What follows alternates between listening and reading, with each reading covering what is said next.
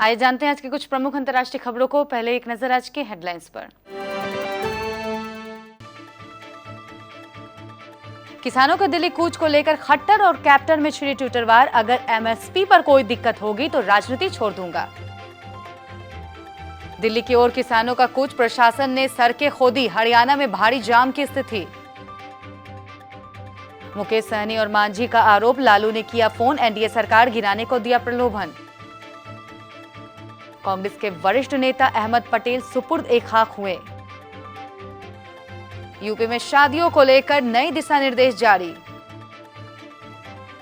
नरेंद्र मोदी को भी लाकर आजमा लो। हैदराबाद की लड़ाई में असदुद्दीन ओवैसी ने बीजेपी को ललकारा। जम्मू कश्मीर में आतंकी हमला, जिला परिषद के चुनाव से 2 दिन पहले श्रीनगर में सुरक्षा बलों पर हमला, 2 जवान शहीद। शी जिनपिंग ने आखिर बाइडेन को दी बधाई। चीन अमेरिका के न टकराने की जताई उम्मीद।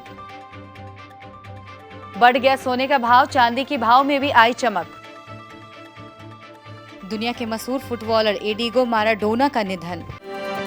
नए कृषि कानूनों पर मचे किसानों के बीच बवाल के बीच गुरुवार को पंजाब के मुख्यमंत्री कैप्टन अमरिंदर सिंह और हरियाणा के मुख्यमंत्री मनोहर लाल खट्टर के बीच ट्विटर पर जंग छिड़ गई है। आज जब पंजाब के मुख्यमंत्री अमरिंदर सिंह ने दिल्ली की ओर से मार्च कर रहे किसानों को रोकने के लिए भाजपा नीत हरियाणा सरकार पर निशाना साधते हुए कहा कि उनके खिलाफ बल प्रयोग करना पूरी तरह अलोकतांत्रिक और असंवैधानिक है। इसके बाद हरियाणा के सीएम खट्टर ने पलटवार करते हुए एक के बाद कई ट्वीट किए। उन्होंने कहा कि कैप्टन अमरिंदर जी, मैंने पहले ही कहा है और मैं इसे फिर से कह रहा हूं, मैं राजनीतिक छोड़ दूंगा अगर एमएसपी पर कोई परेशानी होगी, इसलिए कृपया निर्दोष किसानों को उकसाना बंद करें।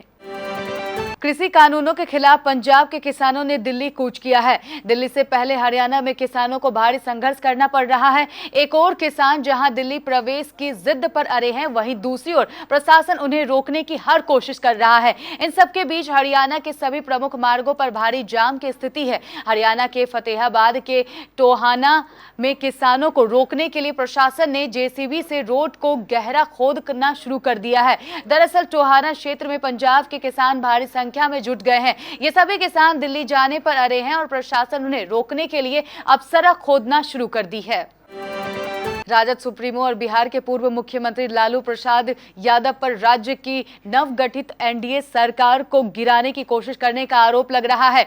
बीजेपी नेता सुशील मोदी के बाद अब वीआईपी के अध्यक्ष मुकेश सहनी और हिंदुस्तानी आवाम मोर्चा के मुखिया जीतन राम मांझी ने भी लालू पर विधायकों के पास फोन कर सरकार गिराने के लिए प्रलोभन देने का आरोप लगाया है। बिहार की एनडीए सरकार में ये दोनों शामिल है। बिहार के पूर्व मुख्यमंत्री जीतन राम मांझी ने गुरुवार को पत्रकारों से बातचीत के दौरान कहा कि लालू यादव ने उनसे बात करने की कोशिश की थी, हालांकि मैंने बात नहीं की। उन्होंने कहा कि लालू ने मेरे विधायकों को भी प्रलोभन दिया था। मांझी ने पूरे मामले की जांच की मांग की है। हम अध्यक्ष ने कहा है कि लालू यादव रांची जेल में बैठकर राजनीति कर रहे हैं, यह एक गलत परंपरा है और हमारी मांग है कि इस पूरे प्रकरण की जांच की जाए।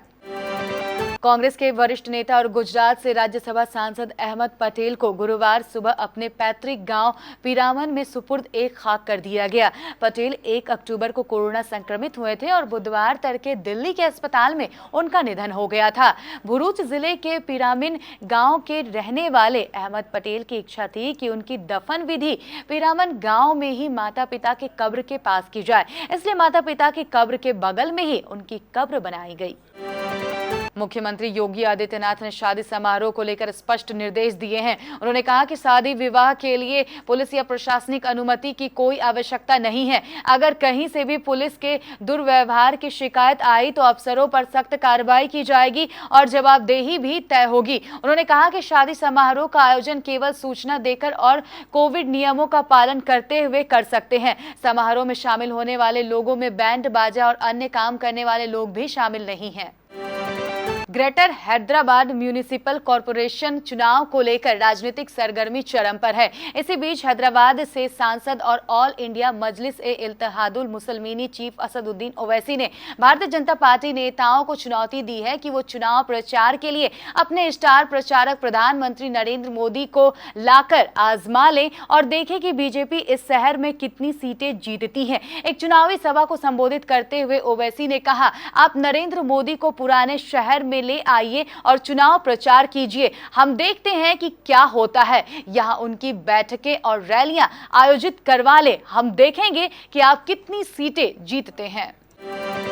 एसएमटी इलाके में गुरुवार को आतंकवादियों ने सुरक्षा बलों पर आतंकी हमला किया। इस हमले में 2 जवान शहीद हो गए। यह हमला मुंबई हमले की 12वीं बरसी पर किया गया। जम्मू कश्मीर में 2 दिन बाद यानी 28 नवंबर को जिला विकास परिषद के चुनाव भी होने हैं। आतंकवादियों ने शरीफाबाद में श्रीनगर बारामूला हाईवे पर एक पेट्रोलिंग पार्टी पर हमला किया। सूत्रों के मुताबिक आतंकवादियों ने लगातार पेट्रोलिंग पार्टी पर फायरिंग की और इसमें 2 जवान गंभीर रूप से घायल हो गए। बाद में उन्होंने दम तोड़ दिया। कश्मीर पुलिस के आईजी ने बताया कि 3 आतंकवादियों ने सेना के जवानों पर फायरिंग शुरू कर दी थी। हमले के बाद आतंकी कार से भाग गए थे। इलाके में जैश-ए-मोहम्मद के आतंकी सक्रिय हैं।